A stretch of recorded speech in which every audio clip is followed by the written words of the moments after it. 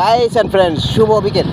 আর আজ বিকেলে চলে এসেছি এক সপ্তাহ পর বাংলাদেশ তুলা গবেষণা মাঠে। আর এখানে আর একটিও মাঠ ফাঁকা নেই যেখানে তুলা বীজ লাগানো হয়নি। আর তুলা বীজগুলো অনেক বড় হয়ে গেছে।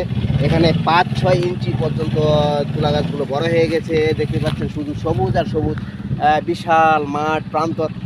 আর সবাই আমি জানিয়ে দিয়েছিলাম যে আপডেট জানাবো। আপনি এখন তুলা যে বীজ অঙ্কুরিত হয়েছে, এখানে যে প্রচুর আগাছা জন্ম নিয়েছে। এই যে আগাছাগুলো অনেকে এই তুলা গাছগুলো ক্ষতি করবে, তাই কিছুদিনের মধ্যে এটা আবার ট্রাক্টরের সাহায্যে এটা আগাছা নিধন করা হবে। আগাছা বিষ প্রয়োজনে বিষ ব্যবহার করা হয় এখানে।